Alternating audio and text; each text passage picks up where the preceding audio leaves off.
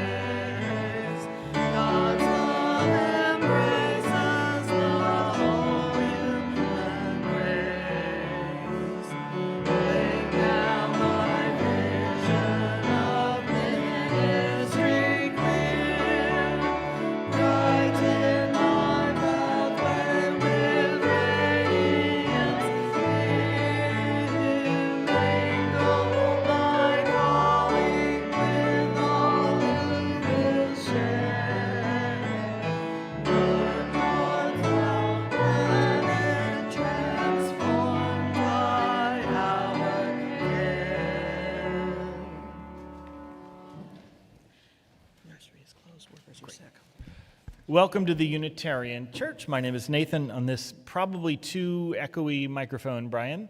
Online people, we're glad you are with us. In-person people, we're also glad you are with us. But for you, if you are a visitor, we are glad you are here. And if you are a member, we have a congregational meeting after this service. So online folks, if you are local and can make it here, come here for 10:15. We have to have a quorum. This is where we vote on a budget. And visitors, if you would like the most behind-the-scenes view of a church you could ever get, I would encourage you to come to a congregational meeting, because you probably have thought, I've always wanted to see how Robert's Rules of Order played out on an operating budget vote. Well, I have news for anyway. I actually know some members who would not join the church until they witnessed a congregational meeting. So I just want to name that for you. A few things for you to know. One is, I do not believe he is here. But if you see Mike Abair, he's a member of this church, member for a long time, he single-handedly weatherized the whole church during the snowstorm, including putting a giant contraption over the Satsuma tree and getting here when it was pretty cold to check on the temperature. Anyway, he did a lot of work, and I just want him to be publicly acknowledged on the internet now forever, for all 100 people who watch this. Also, the weekend, so this is a church that transcends stereotypes, especially about gender. And on the weekend of the Super Bowl, we are having a male bonding retreat on February 8th from 11 to 2. This is anyone who identifies male in any particular way. It will be at Perkins Road Park unless the weather is anything like what we've had, and then it'll be at the church. But for now, it'll be at Perkins Road Park. And then on Sunday, a member of our preacher, Pat Canova Smith, is going to be offering the sermon, and we are going to have a pancake breakfast that was born out of the last male bonding retreat.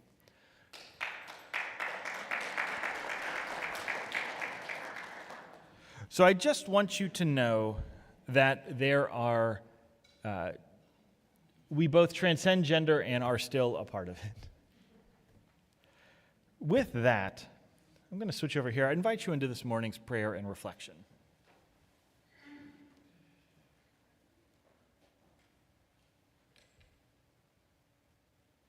The God that we know when we see love and hope and kindness. Ooh. That mystery believed in and not, named and not.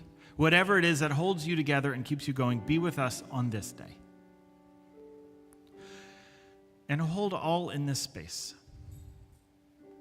All who this week are struck by the majesty of nature's beauty and maybe the fear that experiencing it can come with.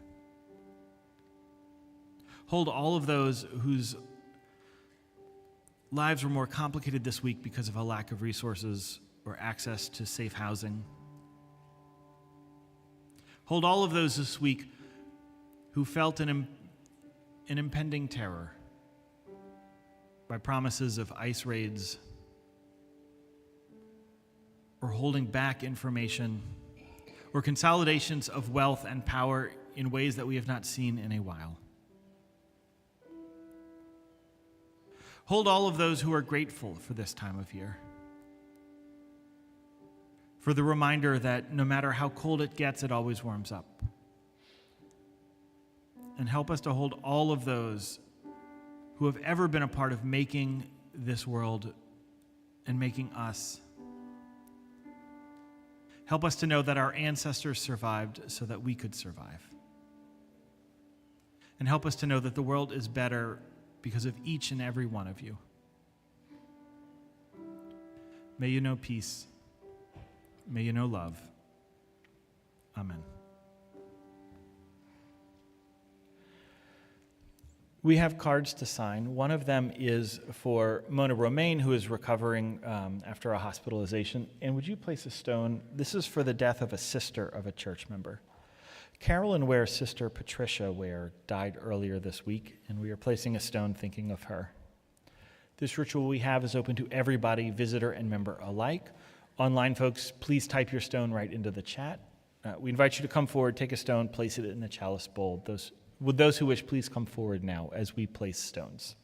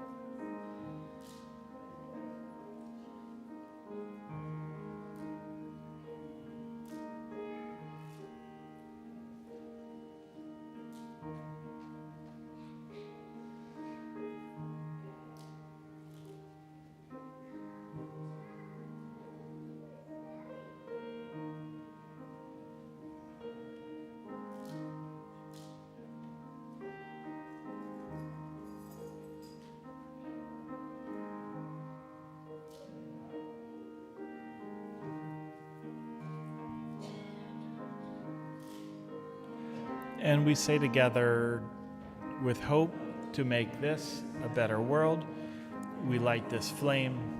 Its light is the symbol of the power of love.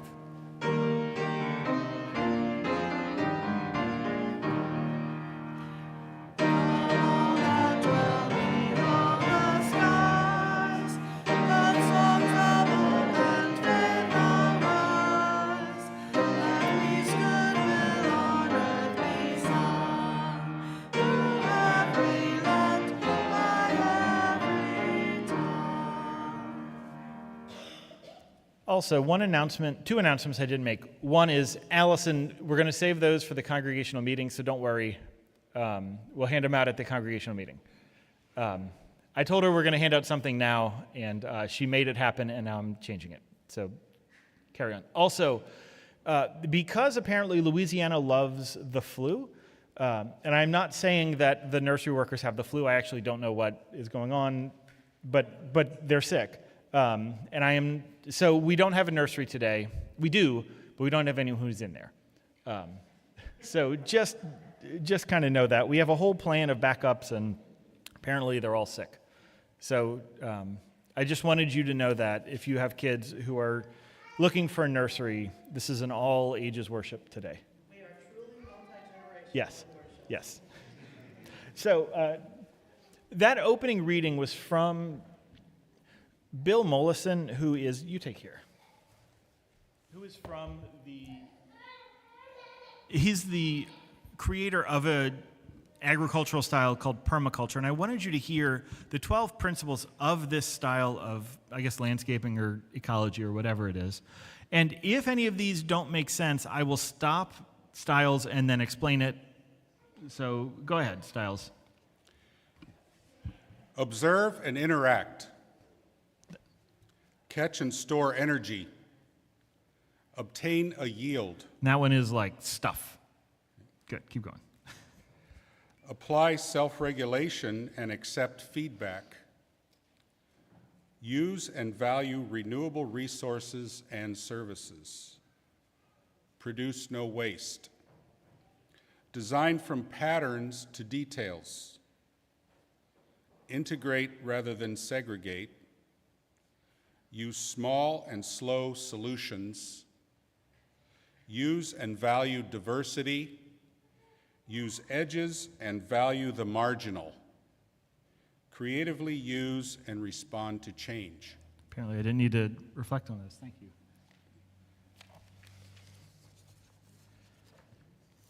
So today is the final Sunday of us sharing what the three study groups have spent the last 5 months engaging in. As a recap, we are going to do a strategic planning process throughout this entire year, and we had 3 different groups study. 2 weeks ago, you heard reflections from the study of the congregational study team, who spent months reading some of the church's archives to get to know this congregation better. Last week, you heard from the beloved community builders, who spent their time uncovering and articulating this church's anti-racist, anti-oppressive work so that we can craft a vision moving forward for a beloved community. And the group today is the grounds team. We want this strategic plan to have an intentional view of what we can do with our entire campus. In preparation for that, I asked the team to study that type of ecology called permaculture, which you heard the 12 principles of.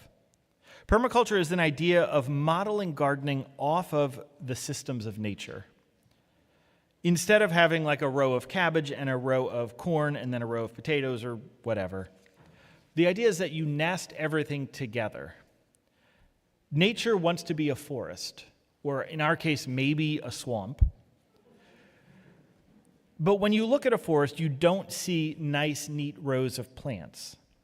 You see large trees, and then you see plants that support other plants. And the idea of permaculture is to interlace all of the elements of nature so that your garden can take care of itself.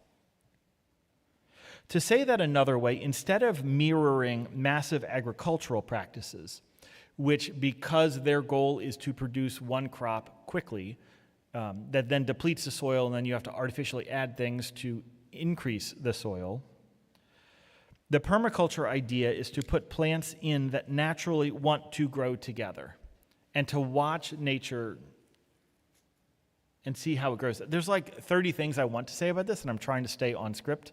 I really like the part about the barriers and the margins because they say that's where anyway, I'll just stay on script because I'm so excited about this. Before we go too deep into this, let me tell you what we are not doing today. I've been Unitarian Universalist long enough to know this very strange thing where especially white Unitarian Universalists turn to nature for every single one of their theological answers. And more specifically, like Mary Oliver or who's the white poet who's male? Berry. Wendell Berry. Anyway, I just know this tendency, and often I see Unitarian Universalists turn to nature as a way to ignore the real complicated and lived injustices in this world. And that is not what we are doing today. I understand what has happened this week. I understand the existential dread that many who are migrants may feel, or parents who have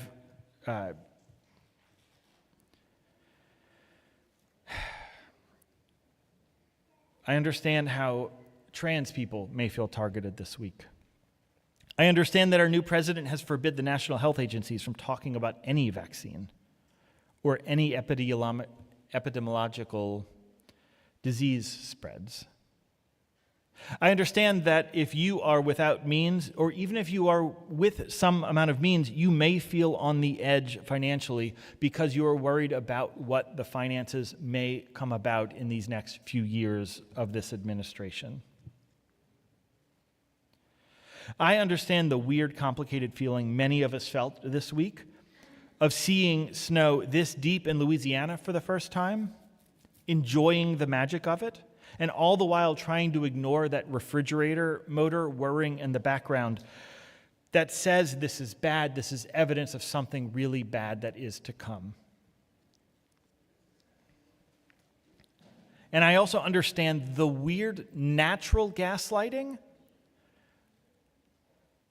that shows us 70-degree days and makes it hard to remember that 4 or 5 days ago there was snow over everything. I understand the real and intentional gaslighting that comes from pardoning people who tried to lead a revolt against this nation. And we're not going to talk about any of that today. We're not because, well, one, I think many of you need a break. And two, if I've learned anything from this president, it's that there is a pattern of chaos that is intentional. It is fuel for social media, it is fuel for cable news, and if we can be exhausted, then we may not have the stamina to run a marathon. The current cultural goal is to get people to sprint. So here is what I'm asking for you to think about today to deal with what is likely to come in these next few years. And as we are intentionally talking about gardens and plants, this is the big message. Don't buy your plants at the big box stores. That is not necessarily an anti-commerce message. They are interested in selling plants that they can get easily and that they can transport from wherever they are grown. Local nurseries will probably sell you a variety of tomato or blueberry or whatever that is designed to live in this mild-ish winter and the sweltering summer. We live in a country where the idea is that there is no local culture. We must all exchange our identities for this larger understanding of an amalgamation. If one tomato can grow anywhere, it can grow everywhere, because that is the cheapest one to sell you. Whiteness was invented to keep different groups of people from uniting and rebelling against those with power.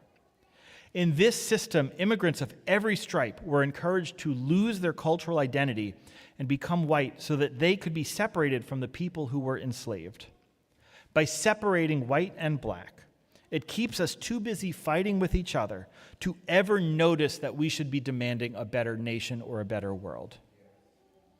which is to say, when you notice that you have a specific part of the country you are growing in, when you notice that your particular house or your particular apartment, because every part that has some element of uniqueness, when you notice these differences, it helps us to know that we live in unique places. Us dealing with what adversity is coming requires us to focus heavy on our culture and what is happening here, because here is where we can have the biggest impact. So today, you're going to hear from 2 or 3 members of the grounds team. We have 3 scheduled to share their reflections, one of whom's car went into a state of rebellion, and they're working to get her here. But we have her stuff, and you may hear Styles offer it, or she may come in at the last minute, and it's going to be exciting.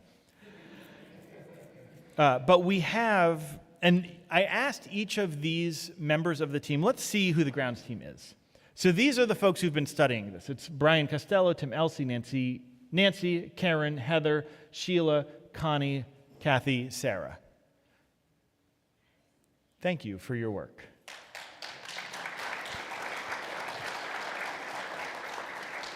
So when we were discussing how to have this service, the 3 you will hear from today picked one of those 12 principles of permaculture we read earlier and chose to reflect on that in sort of an expansive way.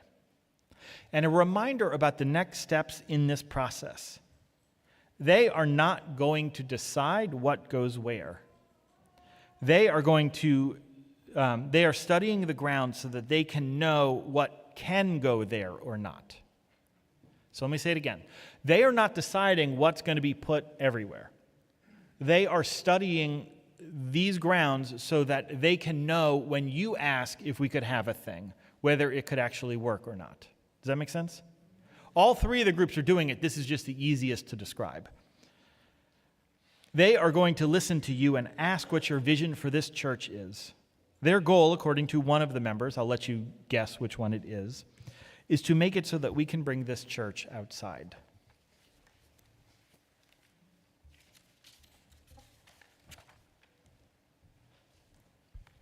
Good morning. While many of the 12 principles of permaculture resonate with me, lately the principle of catch and store energy is where I've been leaning in.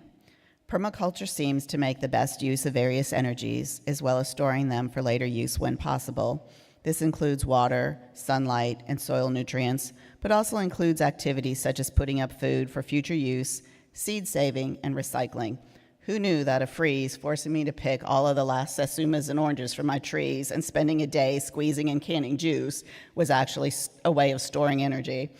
Didn't feel like it at the time. Anyway, one explanation of the catch and store energy principle I read stated that learning how to catch and store energy in plants with a renewable energy infrastructure is key to living a sustainable way of life. That explanation and my interpretation focused on the plants, the immediate physical environment, and potentially people's physical sustenance if food and edible plants were included. But I believe that the outdoor environment sustains us psychologically and spiritually as well. Another explanation of the catch and store energy stated that it's really about energy management. And I feel going into 2025, I've been finding myself acting in ways to boost and manage my energy, physically, psychologically, and spiritually, as I try to process my concerns for what may be coming our way this year. I find that being outdoors, at least when the heat index is not over 100 degrees or in the humidity close to that, calms my spirit and feeds my soul. Taking deep breaths and fresh air just does something good to my psyche, and I've caught myself finding ways to add this into my day, even in little ways, even more often than usual lately. For example, I've had to return to working in the office a few days a week rather than 100% home remotely. In recent weeks, I found myself avoiding the parking garage and being one of the few people parking in our heart-healthy parking lot, just so I could spend a few extra minutes enjoying the brisk air, sunshine, and the opportunity to walk under a tree canopy before going into the building. Just a small action, but I find it helps me to go into the office with a better attitude and helps me reset as I walk back to my car at the end of the day. I have long called my efforts at gardening my dirt therapy. And although the principle of catch and store energy in permaculture is focused on the physical environment, for me, it means just as much to our psychological and spiritual environments. I'm excited to envision all the opportunities and potential we have to build additional spaces on our church grounds while sustaining the environment. It'll ultimately sustain ourselves and our community physically and spiritually. I look forward to gathering your input and learning of your visions for the possibilities of our church grounds in the coming months as we build the next strategic plan for UCBR. Thank you.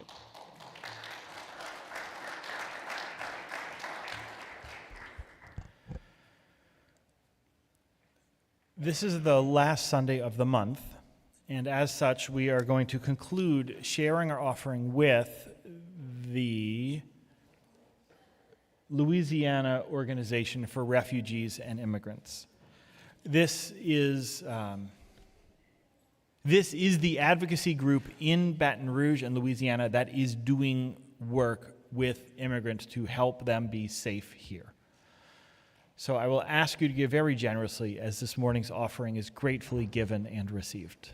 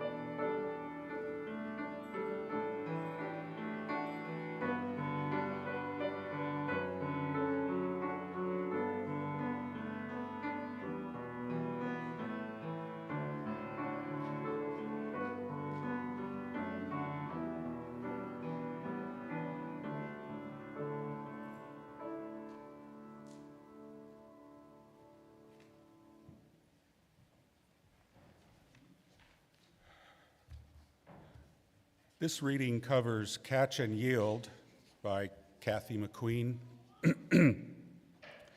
I come from stereotypical rural Southern people. I don't come from money, but almost everybody has a piece of land. 8 years ago, I inherited about 35 acres, and since then I've been dreaming and scheming about what I want from my piece of dirt. When Nathan described the grounds team and asked if I was interested, I jumped at it. Of course, I want to support our church effort, but I also see participation in this team as a way to help me acquire knowledge and develop a vision for my piece of dirt. In preparation for this service, Nathan suggested we choose one or two permaculture principles that speak to our hearts. I chose two. The first principle I chose was obtain a yield. I approach almost every effort with the question, is it worth it? Identifying what I want out of it helps with evaluating, is the juice worth the squeeze? What juice do we want? Desired yield is in the eye of the beholder. A couple of examples include my grandparents. My maternal grandparents were in agreement. Both wanted their land to provide food and money to take care of family. The cleared acres were managed to support plants and livestock. The wooded acres provided game. But my grandmother desired an additional yield, not big, but important to her. She wanted to sit on the porch and enjoy nice scents and wanted the house to look pretty from the road. So she kept a really lovely flower bed and some flowering bushes. No significant problems until the flower bed was invaded and prioritized his yield over hers, appearance and fragrance. Without discussion, he pulled up the flower bulbs and replaced them with onions. To my knowledge, he never did that again. I was in the first grade, but I could tell his juice was not worth the squeeze. My paternal grandmother was a widow with 3 of her children still at home, 1 mule for both transportation and plowing. She wanted to support her family, and one option was plant more area to get an excess for sale or barter. Another desired yield was to have her children finish school. But if she devoted her mule to farming, her children would have to walk about 15 miles round trip. In our inconsistent weather, she knew that they would not consistently attend school, and it was not likely they would complete high school. So the mule spent most working days packing 3 kids through the woods and across a couple of creeks. But her piece of land had another asset. It had a good creek, and they were already using it to grind corn for themselves and a few others. She got some help, she had a lot of help, and she opened a toll grist mill. I still have her grinding stone. Through careful use of assets and some maneuvering, she enjoyed multiple yields. The second principle I chose is use and value renewable resources. I've heard several members of our congregation express the feeling that this is a no-brainer. I agree, but we still need to actively and thoughtfully pursue this. Through plant selection and placement, we can leverage sun and shade, make better use of water, reduce weed pressure, and reduce the need for pest management. We usually don't think of soil when we think of renewable resources, but it seems to be. If we approach this properly, some plants will feed the soil as they decay and die. Some plants will fix nitrogen in the soil. Some with deep roots will help with compaction. By limiting the use of synthetics and working with rather than against the rhythms of earth, we will enjoy a healthy soil with good microbial activity. Through good practices and disciplined care for flora and fauna, we can support a variety of species and support increased chances of survival for the future. In turn, we will have their assistance in reaching other objectives. We have an opportunity to imagine our campus as we would like it to be, to imagine the gift it could be to our community, however we define it. And we define plants for realizing our vision. Some of the things church members have asked about accessibility, letting access return to the wild, a nice view from the street, tropical plants, native plants, food for consumption. What is important to you? What to keep? What to get rid of? Add. A playground for littles with sight lines from the playground to the coffee area. Let parents monitor play and socialize. Maybe a separate area for older kids. Show of color in all or most seasons. A cutting garden area. Do something about the boggy spot. A place for solitary reflection, space to gather, to meet, to build community. Community, what does that look like? Certainly our membership, but do we want our space as a way to invite the greater community to join us? We have an opportunity, each one of us. You don't have to be a member of the team to provide suggestions, requests, and concerns. What yield would you like to obtain from our church grounds? What resources are close to your heart? Put your 2 cents in.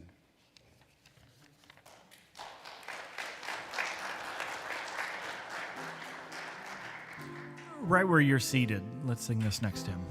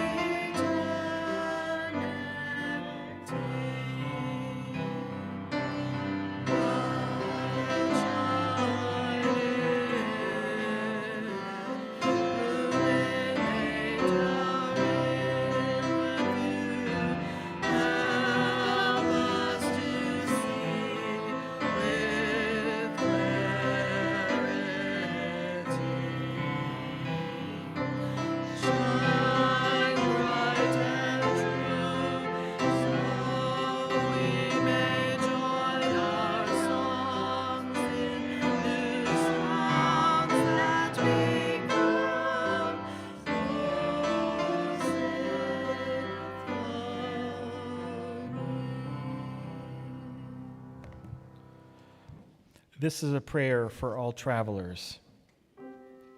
For the ones who start out in beauty, who fall from grace, who step gingerly, looking for the way back. And for those who are born into the margins, who travel from one liminal space to another, crossing boundaries in search of center. This is a prayer for the ones whose births are a passing from darkness to darkness, who all their lives are drawn to the light and keep moving. And for those whose journeys are a winding road that begins and ends in the same place, though only when the journey is completed do they finally know where they are. For all of the travelers, young and old, aching and joyful, weary and full of life, the ones who are here, the ones who are not here, the ones who are like you, and they're all like you, the ones who are different, for in some ways we each travel alone. This is a prayer for traveling mercies and sure-footedness, for clear vision, for bread, for your water, your body and your spirit, for water, for your safe arrival, and for everyone seeing you along the way.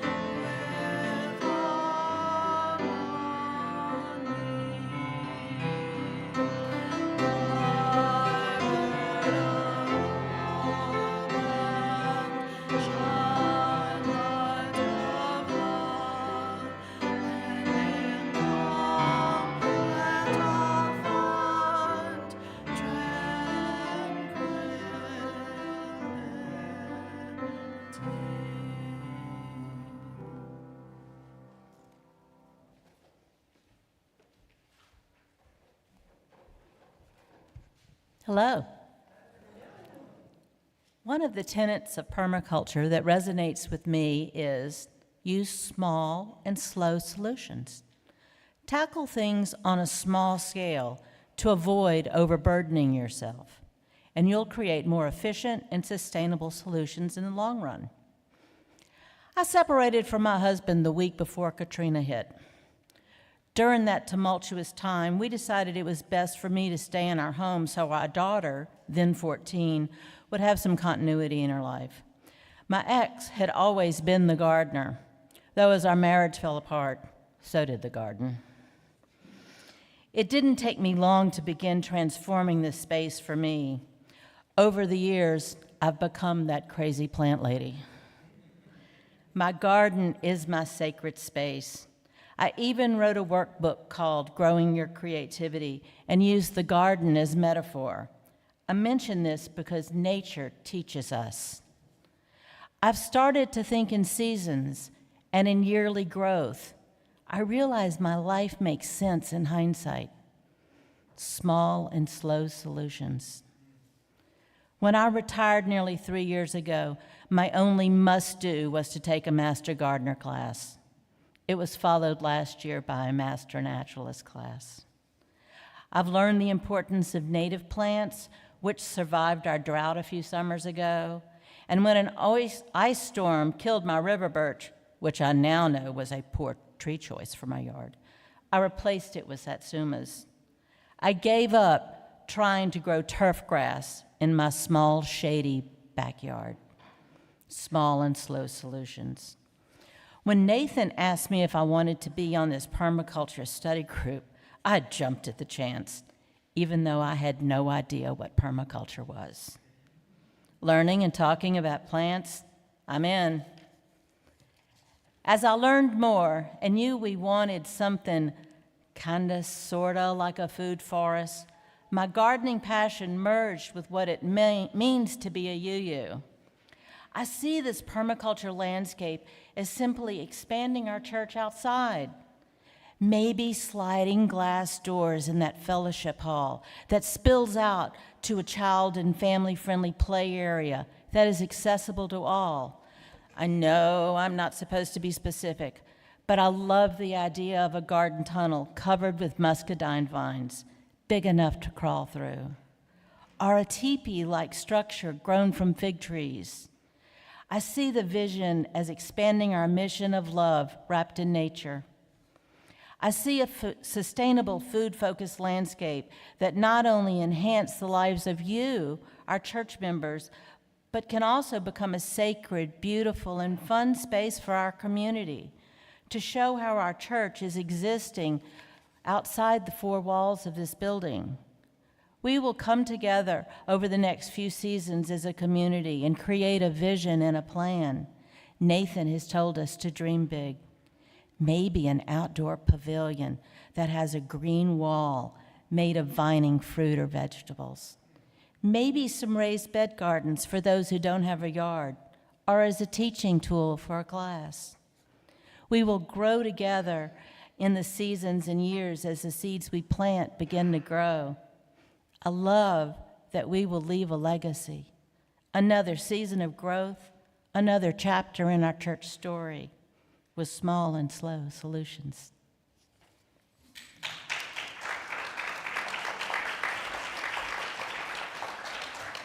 I invite you to rise. Let's do another hymn.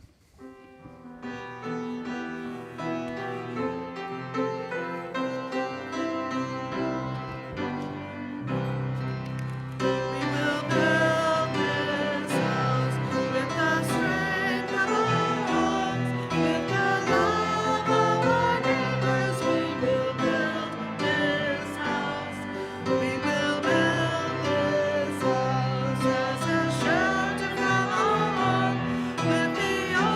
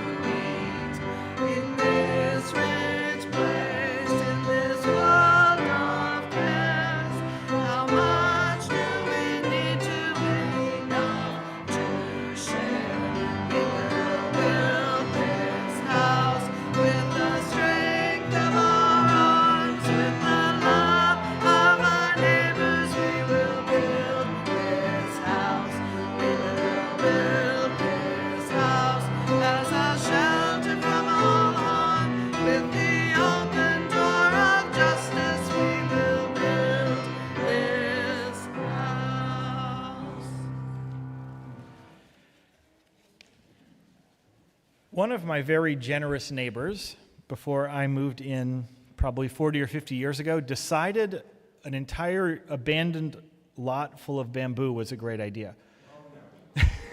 Someone had a reaction. For those who are not aware of the beautiful terror that is bamboo,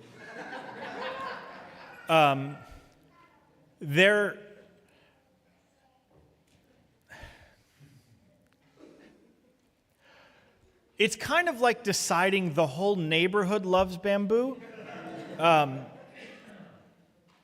the first year I was there, every time they would come up, I was like, I'm going to kill this little plant. And I'd cut off the little thing, but I didn't realize until like 3 years in after I pulled it, and I just pulled all the way down the entire yard, that bamboo is not like a plant. It's like an undercover subway system whose whole goal is to completely eat and destroy your yard. And so every year I had a different solution that didn't work. And let me pause here to say that everyone who writes about permaculture says it's perfect and amazing. Most of the people who do permaculture do not live in a swamp. And the churches that I know that have done sort of full permaculture still have an absurd amount of work to do with it. So I am not saying this is perfect, but I like it as a philosophy because one of the tenets is that the problem is the solution. Permaculturists love bamboo because they said, even if you don't want it, you can eat it when it's small, and when it's big, you can cut it down, you actually have building material out of it. I still don't love it, and I'm still mad at whoever that was who gave it to me, but it doesn't make me angry anymore. I don't see it as my enemy. There was a bit of intentionality about choosing this week to share this message with you. Right now feels like a time that is a sprint more than any other. What permaculture asks you to do is to slow down and wait. Unitarian Universalists especially tend to think that we can fix everything right now, all of the time. And often that comes out of a position of privilege.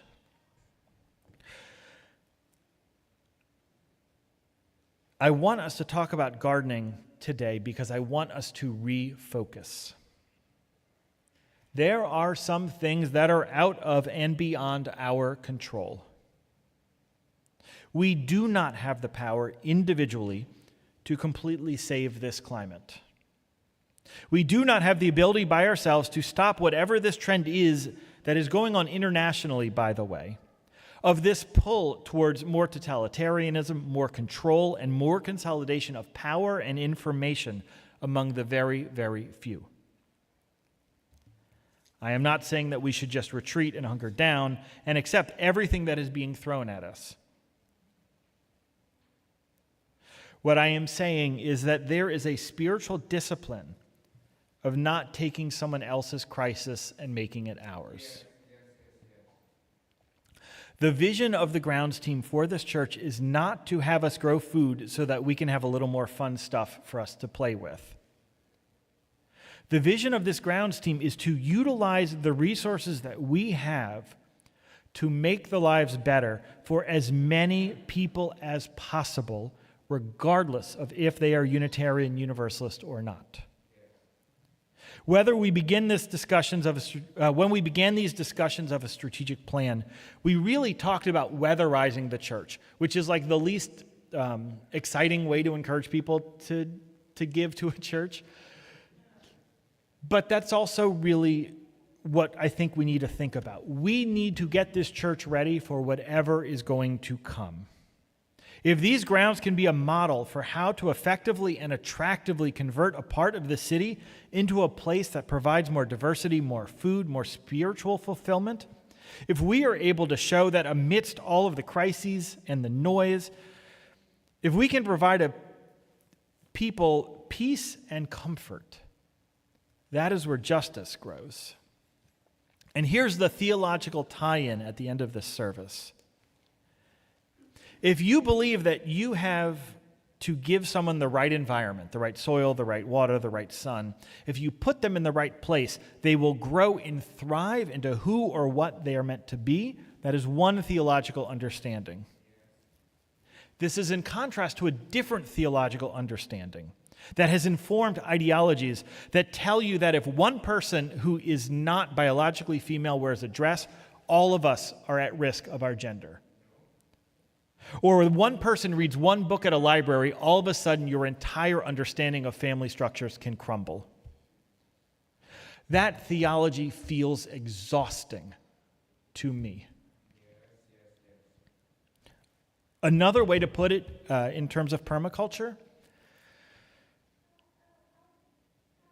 there is a place I really want okra to grow in my yard. I've put it there 2 years in a row, and 2 years in a row it has died. Maybe that's not where okra is supposed to grow. I also don't know what amaranth is very much, except amaranth decided to grow in my yard, which is really pretty. It's like a cool kind of Dr. Seuss looking plant. It is. But we don't need to control everything. Sometimes there is a larger order, and it's okay. When people are economically stressed, when people feel like their body is being threatened by this government or by their neighbors, it can be hard to grow and to change. It can be hard to grow into yourself. When plants are stressed, they drop their leaves. They do not produce a yield. Someone told me, by the way, that plants are drama queens, which I did not know until I started gardening. But they get upset at everything. Right? If they don't like where they are, they throw their leaves down to tell you they're upset. What I am trying to say is that it is okay for us theologically to trust this world, to trust yourself, to trust that if you are put in the right environment, you are going to grow into who you need to be. The congregation that we want, the city that we want, the country that we want can grow because we create a space where people feel welcomed and loved and cared for. That is what happens next. Let's sing. Amen.